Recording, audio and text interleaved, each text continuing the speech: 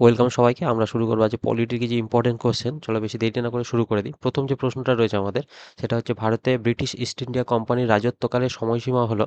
এটা সময়সীমা ছিল 1773 থেকে 1858 সাল পর্যন্ত। এই যে কি পয়েন্ট কিছু রয়েছে, তার মধ্যে প্রথম যে কি পয়েন্ট, যে রেগুলেটিং অ্যাক্ট, এটা কত সালে হয়েছিল? সেটা হচ্ছে 1773 সালে হয়েছিল রেগুলেটিং অ্যাক্ট। পিটস ইন্ডিয়া অ্যাক্ট তার ঠিক তারপরেই হয়েছিল, এটা ছিল 1784 সালে। তারপর ছিল চার্টার্ড অ্যাক্ট, এটা চারটে হয়েছিল। একটা 1793, একটা 1813, মানে 20 বছরের গ্যাপ। তারপরে আবার ঠিক 20 বছরের পরে 1833 এবং 1853 সালে, পরপর চারটে। গভর্নমেন্ট অফ ইন্ডিয়া অ্যাক্ট, এটা পরপর তিনটে হয়েছিল। এটা হচ্ছে একটা 1858 সালে, একটা 1919 সালে এবং একটা 1935 সালে। তারপর ছিল ইন্ডিয়ান কাউন্সিল অ্যাক্ট, এটাও একটা অ্যাক্ট। এটাও তিনটে হয়েছিল, একটা 61 সালে, একটা 92 সালে এবং একটা 1909 সালে। তারপর রয়েছিল ইন্ডিয়ান ইন্ডিপেন্ডেন্ট অ্যাক্ট, এটা ছিল 1947 সালে। তারপর দেখব পরের একটা প্রশ্ন, ব্রিটিশ ইস্ট ইন্ডিয়া কোম্পানির বাণিজ্যিক ও রাজনৈতিক কার্যকলাপ পৃথক করা হয় কোন অ্যাক্টের মাধ্যমে? এখানে অ্যাকচুয়ালি সালগুলো দেওয়া আছে, অ্যাক্টগুলো দেওয়া নেই। প্রথম যেটা দেওয়া আছে সেটা হচ্ছে রেগুলেটিং অ্যাক্ট, প্রথমটা। এটা হচ্ছে রেগুলেটিং অ্যাক্ট।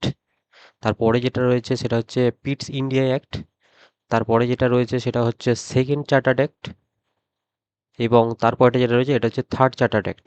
এই চারটে চার্টার্ড অ্যাক্টের মধ্যে কোনটা হচ্ছে উত্তর হবে, সেটা হচ্ছে হবে অপশান বি এরটা, পিটস ইন্ডিয়া অ্যাক্ট।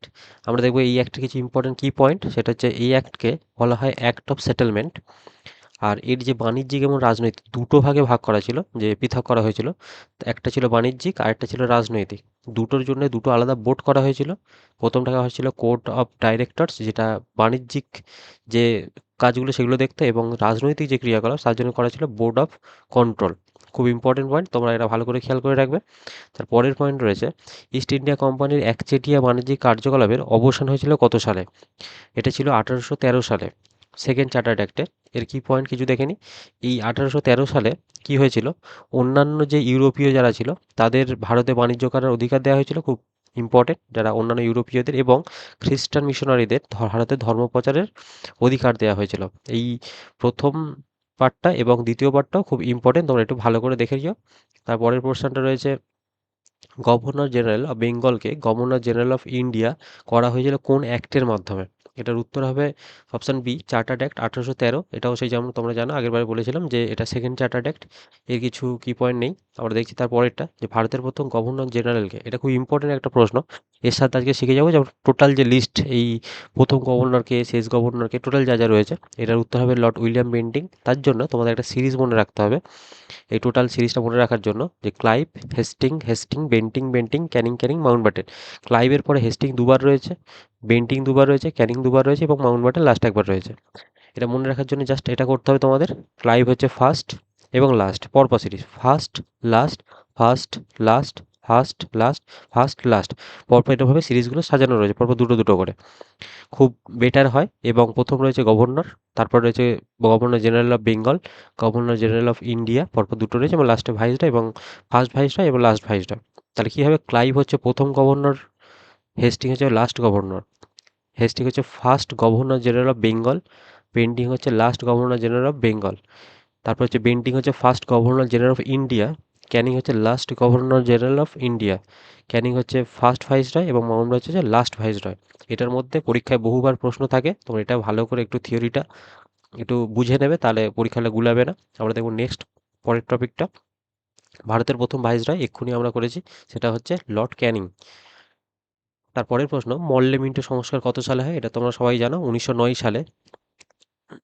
তারপরের প্রশ্ন রয়েছে, father of communal electorate, lord Minto. এর যে পরের এটা এর টপিকের সাথে রিলেটেড। এই যে মল্লে মিন্টো সংস্কার রয়েছিল, সেটার যে মল্লে করেছিল তাইকে বলা হয় ফাদার অফ ইলেকট্রাল মানে ফাদার অফ কমিউনাল ইলেক্টরেট। আর এই যে বোর্ডটা হয়েছিল, সেই বোর্ডে ভারতীয় একজন ছিল সত্যেন্দ্র প্রসাদ সিনহা, তাই ওনাকে বলা হয় লর্ড সিনহা। খুব ইম্পর্টেন্ট প্রশ্ন, এটার সাথে রিলেটেড আছে, এটা একটু ভালো করে দেখে যাও। তারপরের প্রশ্ন রয়েছে, দেখবো আমরা, সেটা রয়েছে মন্টেগু চেমসফোর্ড সংস্কার, সেটা হচ্ছে 1919 সালে হয়েছিল। এবং এর কিছু কি পয়েন্ট দেখি। এই 1919 সালে যে মন্টেগু চেমসফোর্ড, এখান থেকে দুটো পয়েন্ট বেরিয়ে আসে। একটা হচ্ছে রাওলাডাইন, এটা হচ্ছে 1919 সালে, এবং থার্ড পরে যে সাইমন কমিশন 1927 সালে। আর এই যে অ্যাক্ট, মন্টেগু চেমসফোর্ড, এটার অপর একটা নাম রয়েছে, সেটা হচ্ছে গভর্নমেন্ট অফ ইন্ডিয়া অ্যাক্ট। এটা তোমাদের প্রথম প্রশ্নেই আমরা বলেছিলাম যে কি অ্যাক্টেরগুলোর নাম। তারপরের প্রশ্ন দেখি, পরের প্রশ্ন হচ্ছে সাইমন কমিশন কত সালে গঠিত হয়, সেটা হচ্ছে 1927 সালে। এর কিছু কি পয়েন্ট ডিটেলস আমরা দেখব। সেটা হচ্ছে সাইমন কমিশন তৎকালীন যুক্তরাজ্যের প্রধানমন্ত্রী স্টানলি বালডুইনের নেতৃত্বে ব্রিটিশ সরকার নিযুক্ত করেছিল এটাকে। ভারতে সাংবিধানিক অগ্রগতির মূল্যায়ন এবং সম্ভাব্য সংস্কারের সুপারিশ করার জন্য 1927 সালে নিযুক্ত করা হয়। এই 1927 সালটা তোমরা একটু দেখে রাখবে ভালো করে। এর সভাপতিত্ব করেন ব্রিটিশ রাজনীতিবিদ স্যার জন সাইমন, খুব বিখ্যাত নাম। কমিশনের উদ্দেশ্য ছিল 1919 সালের ভারত সরকার আইনের কার্যকারিতা মূল্যায়ন করা এবং ভারতীয় রাজনৈতিক দাবিগুলি মোকাবিলার জন্য আর কোন সাংবিধানিক সংস্কার প্রয়োজন আছে কিনা তা নির্ধারণ করা। সাইমন কমিশনে 7 জন ব্রিটিশ সদস্যই ছিল। এইটা খুব কি পয়েন্ট, যে 7 জন যারা ছিল তারা সবাই ব্রিটিশ ছিল, কিন্তু এতে কোনো ভারতীয় সদস্য অন্তর্ভুক্ত ছিল না। কমিশনের গঠন বিতর্কের একটি প্রধান বিষয় হয়ে ওঠে। এই যে গঠনটা, কমিশনটা যেহেতু গঠন হচ্ছে 7 জন ব্রিটিশকে নিয়ে, তাই গঠনটা নিয়ে একটা প্রধান বিতর্কের বিষয় হয়ে ওঠে এবং ভারতে ব্যাপক প্রতিবাদ এবং বিরোধিতার দিকে পরিচালিত করে এটা। যেহেতু 7 জনই ছিল, 7 জন ব্রিটিশের দিকে, তাই এটা ক্যান্সেল হয়ে যায় পরবর্তীকালে। আমরা দেখব পরের টপিকটা, সেটা রয়েছে ক্রিপস মিশন কত সালে গঠন করা হয়, সেটা হবে 1942 সালে। এরও কি পয়েন্ট কিছু দেখে নেব। ব্রিটিশ সরকার 1942 সালের মার্চের, এটা একটু খেয়াল রাখবে, মার্চ মাসে 1942 সালের কিন্তু মার্চ মাসের শেষের দিকে ক্রিপস মিশন এনে তাদের যুদ্ধকালীন প্রচেষ্টার জন্য পূর্ণ সহযোগিতা এবং সমর্থন পাওয়ার প্রচেষ্টা চালায়। যেহেতু সেই টাইমে দ্বিতীয় বিশ্বযুদ্ধ চলছিল, তাই ভারতকে যোগ দিতে পারলে একটা সুবিধা হয় তাদের, তাই ক্রিপস মিশন ভারতে নিয়ে এসেছিল। ওদের একটা প্ল্যান ছিল। তার মধ্যে ছিল স্টাফোর্ড ক্রিপস, একজন সিনিয়র মন্ত্রী মিশনের নেতা হিসেবে কাজ করেছিলেন। ক্রিপস ছিলেন বামপন্থী লেবার পার্টির, যারা ঐতিহাসিকভাবে ভারতীয় শাসনকে সমর্থন করেছিলেন। মানে একদম ক্রিপস মিশন, যে ক্রিপস ছিল তিনি কিন্তু ভারতের ঐতিহাসিক যে স্বশাসন সেটাকে সমর্থন করতেন। তিনি ব্রিটিশ প্রধানমন্ত্রী চার্চিলের নেতৃত্বে একটি জোট ওয়ার ক্যাবিনেটের সদস্যও ছিলেন। যেহেতু ওয়ার কমিটি, এই ওয়ার কমিটি বলছে ওয়ার ক্যাবিনেট, যেটা যেহেতু দ্বিতীয় বিশ্বযুদ্ধ চলছিল তখনকার সময় ওয়ার ক্যাবিনেট, তিনি যিনি দীর্ঘদিন ধরে ভারতের স্বাধীনতার বিরোধিতা করার জন্য নেতৃত্ব দিয়েছিলেন। মানে ভারত যেন স্বাধীন না হয় সেটারও একটা নেতৃত্ব কিন্তু তিনি দিয়েছিলেন। এটা খুব ইম্পর্ট্যান্ট একটা ক্রিপস মিশন, দেখবে তোমরা। পরের পয়েন্ট রয়েছে, সেটা হচ্ছে ক্যাবিনেট মিশন প্ল্যান কত সালে গঠিত হয়, এটাও তোমরা সবাই জানো 1946 সাল। এর কিছু কি পয়েন্ট দেখে নিই। ক্যাবিনেট মিশন যেটা রয়েছে সেটা হচ্ছে 3 জন বিশিষ্ট ব্রিটিশ ক্যাবিনেট সদস্য ছিলেন। কারা কারা? Lord Pethick Lawrence, sir Stafford Cripps এবং এভি আলেকজান্ডার 1946 সালের মার্চ মাসে একটি প্রস্তাব নিয়ে ভারতে এসেছিলেন, যার লক্ষ্য ছিল সেই সময়ের রাজনৈতিক জটিলতাগুলি মোকাবিলা করা। 1946 সালের যে রাজনৈতিক যে প্রবলেমগুলো হচ্ছিল সেই টাইমে কিন্তু এই ক্যাবিনেট মিশন অ্যাকচুয়ালি এটা মোকাবিলা করতে এসেছিল। এখানে ক্যাবিনেট বানানটা একটু ভুল আছে, কয় একর হবে, আর এখানে করে এই বানানটা একটু ভুল আছে, করা হয় হবে। এটা একটু খেয়াল করে দেবে, করা হয়। তারপরের টপিকটা দেখবো আমরা, সেটা হচ্ছে ব্রিটিশ শেষ ব্রিটিশ গভর্নর জেনারেল। এটা তোমাদের আগের বারেই শিখিয়েছিলাম, সেটা হচ্ছে লর্ড মাউন্ট ব্যাটেন। এখানে ব্যাটেন বানানটা যেটা রয়েছে এটা TAIN হবে, AIN, ব্যাটেন। তারপরের টপিক দেখব, সেটা হচ্ছে গণপরিষদ কত সালে গঠিত হয়, সেটা হচ্ছে 1946 সালে 16ই মে। তারপরের প্রশ্ন যেটা রয়েছে, সংবিধান তৈরি খসড়া কমিটি কত সালে গঠিত হয়, সেটা 1947 সালে 29শে আগস্ট। তারপরেরটা রয়েছে সংবিধানের ধারণা, এটা ধরনা হয়ে গেছে, এটা অ্যাকচুয়াল বানানটা হবে ধারণা, এখানে একটা আকার হবে। কে দিয়েছিলেন, সেটা হচ্ছে MN রয়। তারপরের প্রশ্ন রয়েছে, সংবিধান গৃহীত হয়েছিল কত সালে, 1949 সালে 26শে নভেম্বর। অপশন বি এরটা কিন্তু কারেক্ট অ্যান্সার। আর তোমরা জানো যে এর ঠিক 2 মাস পরে 1950 সালে 1950 সালের জানুয়ারি মাস, মানে 26শে জানুয়ারি এই মাসে সংবিধানটা কিন্তু অ্যাকচুয়াল কার্যকরী হয়েছিল। পরের প্রশ্ন দেখবো আমরা, সেটা হচ্ছে সংবিধানের জনক কাকে বলা হয়, সেটা অবশ্যই ডক্টর BR আম্বেদকর হবে। তারপরের প্রশ্ন রয়েছে, সংবিধান কে লিখেছিলেন। এখানে কিন্তু যে রয়েছে অপশান A, ইনি কিন্তু সংবিধানের একটা জনক। MN রায় সংবিধানের একটা ধারণা দিয়েছিলেন, সত্যেন্দ্র প্রসাদ সিনহাও আমাদের একটা যুক্ত ছিল সংবিধানের সঙ্গে, কিন্তু লিখেছেন এই যে এই প্রেম বিহারী নারায়ণ রায়জাদা। আমরা দেখবো তার পরের প্রশ্ন, প্রস্তাবনা কোন দেশের সংবিধান থেকে নেওয়া হয়েছে, সেটা হচ্ছে আমেরিকা। আমেরিকা থেকে আর কি কি নেওয়া হয়েছে সেটাও দেখে নিই একবার। লিখিত সংবিধান, প্রথম যেটা নেওয়া হয়েছে সেটা হচ্ছে লিখিত সংবিধান, যে লেখা সংবিধান যে লেখা রয়েছে এটা নেওয়া হয়েছে।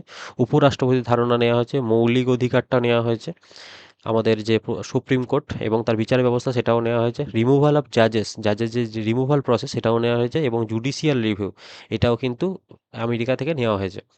তারপরের প্রশ্ন দেখব, সেটা হচ্ছে নির্দেশমূলক নীতি কোন দেশ থেকে নেওয়া হয়েছে, সেটা সবাই জানে যে আয়ারল্যান্ড। তারপরের প্রশ্ন, প্রজাতন্ত্র এবং সাম্য শব্দ দুটি কোন দেশ থেকে নেওয়া হয়েছে, সেটা হচ্ছে ফ্রান্স। তারপরের প্রশ্ন দেখব, মৌলিক অধিকার কোন কোন ধারায় রয়েছে, মানে কোন ধারা থেকে কোন ধারার মধ্যে, এটা হচ্ছে ছিল সবাই জানো 12 থেকে 35। এবার আমরা দেখব বাকি ধারাগুলিতে কি কি রয়েছে। 1 থেকে 4, 1 থেকে 4 নম্বর যে ধারাটা রয়েছে, এই ধারায় কিন্তু ভারতের অঙ্গরাজ্য এবং রাজ্যের নাম, এই যে ডিটেলস, এই যে কি চেঞ্জ করতে গেলে কি কি করতে হবে, তার কিন্তু 1 থেকে 4 নম্বর পর্যন্ত ধারায় লেখা রয়েছে। তারপরে যে 5 থেকে 12, এটা নাগরিকত্ব, মানে যেটা সিটিজেনশিপ বলা হয়, ভারতের নাগরিকত্ব পেতে গেলে কী কী করতে হয়। তারপরে রয়েছে 36 থেকে 51, এইটা অ্যাকচুয়ালি 5 থেকে 12 হবে না, এটা 5 থেকে 11 হবে, এটা ভুল করে 12 হয়ে গেছে। তারপরে হচ্ছে 36 থেকে 51, এটা হচ্ছে ডিপিএসপি, এটা তোমরা দেখবে। আর এখানে যেটা রয়েছে সেটা হচ্ছে মৌলিক কর্তব্য। আমরা দেখবো আমাদের কী মৌলিক অধিকার, কী কী দেখি মৌলিক অধিকার রয়েছে। তার জন্য দেখবো ফার্স্ট যেটা রয়েছে সেটা হচ্ছে 14 থেকে 18 নম্বর, সেটা হচ্ছে সাম্যের অধিকার। 14 থেকে 18 যেটা রয়েছে সেটা হচ্ছে সাম্যের অধিকার, এখানে প্রশ্ন তোমরা থাকে ভালো করে দেখবে। 19 থেকে 22 এটা রয়েছে স্বাধীনতার অধিকার। 23 থেকে 24 শোষণের বিরুদ্ধে অধিকার। 25 থেকে 28 এটা হচ্ছে ধর্মীয় স্বাধীনতার অধিকার। 29 থেকে 30 সংস্কৃতি এবং শিক্ষাগত অধিকার, যে আমাদের শিক্ষার এডুকেশনাল যেটা। আর 32 থেকে 35 সাংবিধানিক, মানে শাসনতান্ত্রিক প্রতিবিধানের অধিকার, যেটা কনস্টিটিউশনাল রেমেডিস বলা হয় যেটা। আমরা দেখব পরের টপিক, দলত্যাগ বিরোধী আইন কোন তালিকাভুক্ত, এটা হবে দশম। আমরা এর সাথে রিলেটে দেখব যে আমাদের তালিকাগুলো কি কি রয়েছে। তালিকাগুলো দেখার জন্য আমরা সবার আগে দেখি একটা সূত্র, টিয়ার্স অফ ওল্ড পিএম, এটা আমাদের ফর্মুলা। এখানে কিন্তু 1, 2, 3, 4, 5, 6, 7, 8, 9, 10, 11, 12, টোটাল 12টা মানে লেটার রয়েছে। এবং 12টা লেটার দিয়ে আমরা টোটাল যে আমাদের শিডিউলটা বা তালিকাটা, এটা আমরা পুরোটাই বুঝে নেব। প্রথমে দেখি টিয়ার্স, TEARS, এই অবধি দেখে নিই। টি দিয়ে টেরিটরিস, ই দিয়ে ইমোলিউশন, অ্যাফার্মেশন, রাজ্যসভা এবং শিডিউলড এরিয়া, টোটাল 5টা হয়ে গেল, যার বাংলা মিনিংটা এখানে দেওয়া রয়েছে পরপর। তারপরে হচ্ছে অফ, টিয়ার্স অফ, ও দিয়ে দুটো, ও দিয়ে আদার্স এরিয়াস এবং ফেডারেল স্ট্রাকচার। তারপরে রয়েছে ওল্ড, ওল্ড দিয়ে 3টে রয়েছে, অফিসিয়াল ল্যাঙ্গুয়েজ, ল্যান্ড রিফর্ম এবং ডিফেকশন, যেটা আমাদের প্রশ্ন ছিল দলত্যাগ বিরোধী। এই যে দলত্যাগ বিরোধী, সেটা কিন্তু অ্যাকচুয়ালি এখানে রয়েছে 10 নম্বর। তারপর হচ্ছে পি দিয়ে পিএম, পি দিয়ে পঞ্চায়েত, এম দিয়ে হচ্ছে মিউনিসিপ্যালিটিস। এটা তোমরা যদি করতে পারো মোটামুটি তোমাদের অতটা অসুবিধা হবে না, পরীক্ষা হলে প্রশ্ন থাকলে তোমরা নামাতে পারবে। এটা খুব একটা ট্রিকি টাইপের, এটা তোমরা একটু দেখে নিও। তারপরের প্রশ্ন রয়েছে জাতীয় জরুরি অবস্থা কোন ধারায় রয়েছে।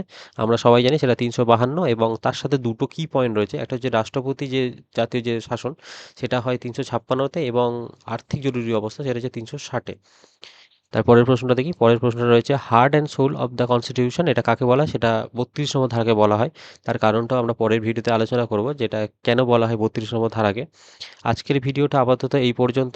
সবাইকে অসংখ্য ধন্যবাদ যারা ভিডিওটা দেখছো, এবং দেখতে থাকো, সাথে থাকো, কারণ আরও গুরুত্বপূর্ণ কিছু ইনফরমেশান নিয়ে আসবো, যেগুলো তোমাদের বিভিন্ন পরীক্ষা, যেমন WBCS, WBP, ফুড এসে বিভিন্ন পরীক্ষা, যা যা পরীক্ষা হয় তার জন্য খুবই ইম্পর্টেন্ট। চ্যানেলটিকে অবশ্যই সাবস্ক্রাইব করো যারা করোনি এখনো পর্যন্ত। তো আজকে এই অবধি, সবাইকে থ্যাংক ইউ।